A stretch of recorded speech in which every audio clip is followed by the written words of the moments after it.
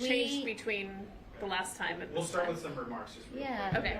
Okay. So let me kind of level set a little bit. Maybe that'll answer some questions. Yeah.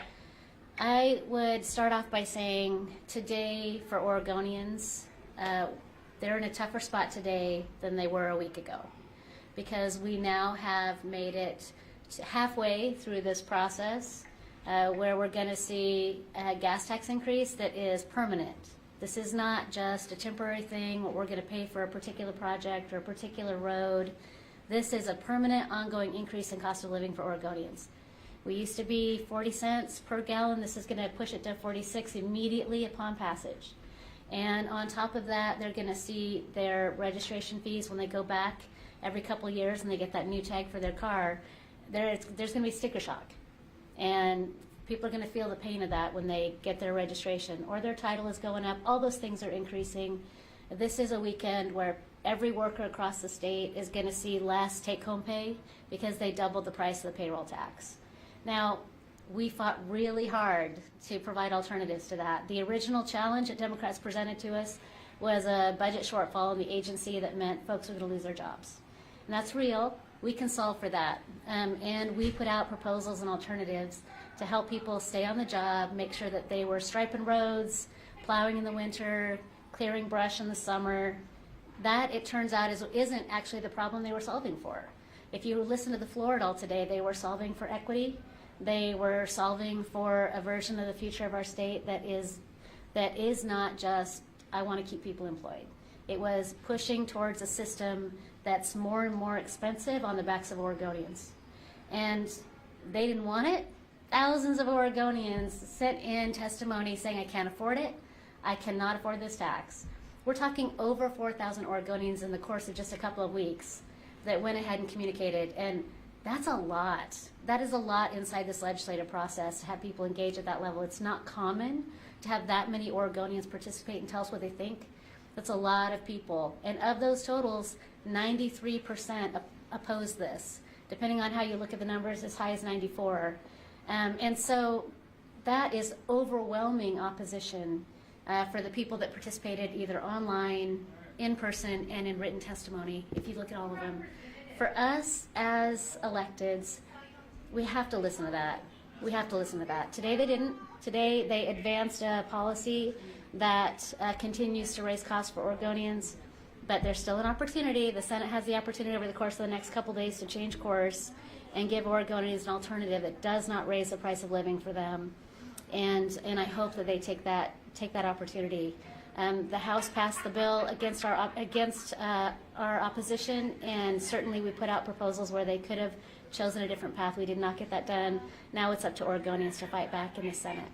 So what about, we saw the large stack of the opposition public testimony papers on your desk on the House floor, or Senate chamber technically, but what inspired you to bring this visual aid today? We have a digital system where people can submit information online, and I think sometimes you start to lose the scale of that. And I wanted to see it. We wanted to read the comments, and to be able to really track and follow along, you start to realize, wait a minute, these are all going in the opposed pile. These are all opposed. These are all opposed. This is incredible. And I thought that my colleagues would also be surprised to just see how big that stack of opposition was, as surprised as I was. And so I think it's important that people see it. We did not have the support of Oregonians for the action that they took on the floor today, and it was important that they could just visually see it. So those amendments that were discussed in House yesterday, 17, 18, does that lessen the blow a little bit with this moving forward? The amendments that were adopted specifically to sunset the payroll tax will reduce the 10-year, they look at a 10-year horizon for these taxes. It reduces the taxes by $1.5 billion to sunset the payroll tax. But it also just goes to show how extremely expensive that payroll tax is for Oregon families.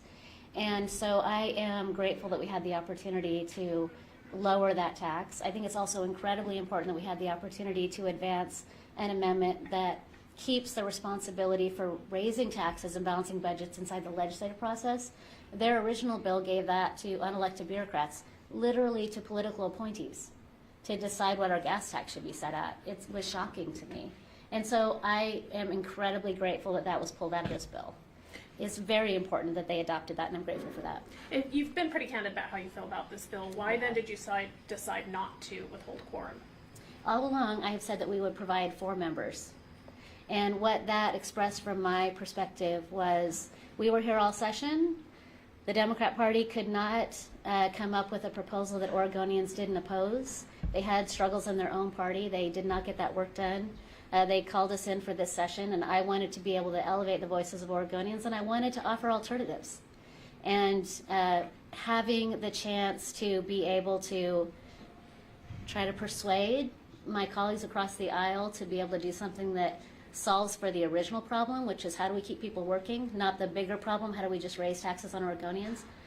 We need to be a part of that. And also, the Democrats have to bear the responsibility for this. They need all 36 of their members here to do this. If they're going to shove these taxes down the throats of Oregonians, they all need to show up. And so the fact that we brought 4 members and they never had all of their members here, they never took this seriously. They went on vacations, they were living their lives. And so it was very important for Oregonians to know that the other side of the aisle, they are treating this like it's casual. Like, I'm gonna take 5 minutes out of my Labor Day weekend, I'm gonna pop in and I'm gonna raise your taxes. That's not okay. And so we provided 4 throughout this entire time and insisted and negotiated and really provided the kind of accountability where the Democrats had to actually show up, all 36 of them. If they're going to do this, stand up and be counted rather than ducking and using Republicans as your human shield instead of facing Oregonians. So that is how we approached this. We had absolute commitment to provide 4 members because that's our obligation to be able to provide quorum to allow this to move forward. So if you had not gotten your way on those amendments, would you have still provided those 4 members?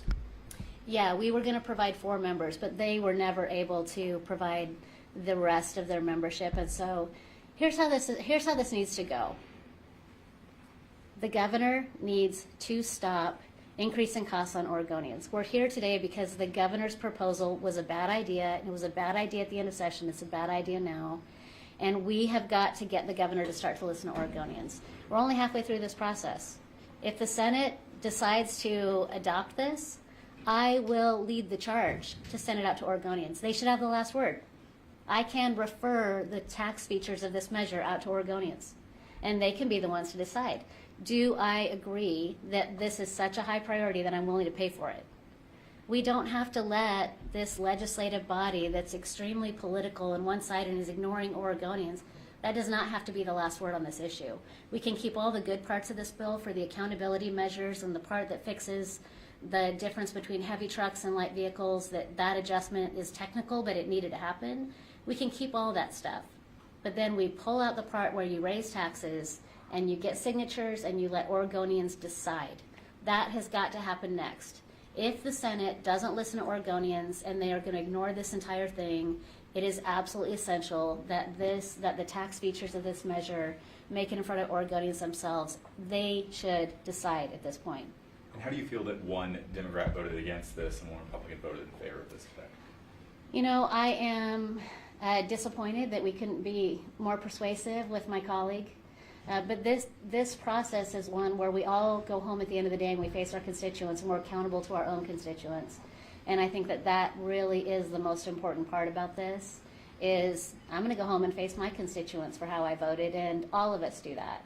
And so we have to respect that among each other and respect that what we are here to do the people's business, and we're here to do our best possible work in representing our own unique communities.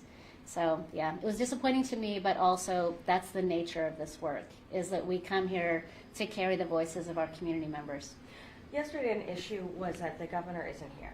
Mm-hmm. And everybody else, all these lawmakers and people are the public took time off on a Labor Day weekend to be here. Is that a continual issue? And did you see her statement where she said, her office said that she canceled her planned Labor Day plans and is in the state? Cry me a river. The fact that the governor was choosing to punish Oregonians by holding this hearing over the course of a holiday weekend, for the people that participated, and a lot of Oregonians participated, it means that they prioritize standing up against this tax rather than enjoying the final weekend of summer. And lots of people, you know, were out doing last minute school clothes shopping and camping, and I have a kid that went off to college. Like, we're at that stage of this season, and instead they chose to sit on a Zoom for 3 hours and hope that they got called on, or they came into the building and they drove all the way down here, made it through security, and waited their turn to sit in the room and share their concerns. It's pretty incredible that Oregonians did that, and I find it pretty cruel of the governor to choose this weekend to make Oregonians take time out of their final beautiful summer here in our rainy Willamette Valley to come down here into the Capitol building, and she chose not to show up. I've heard she's wandering around today. I'm glad to hear that she's here today, but I definitely think this is her proposal. This is her failure of leadership. These are her ideas. The least she can do is come into the building and be present. I don't think that's too high of a bar. Okay. Thank you, Thank you. guys. Thank you very Appreciate much. it.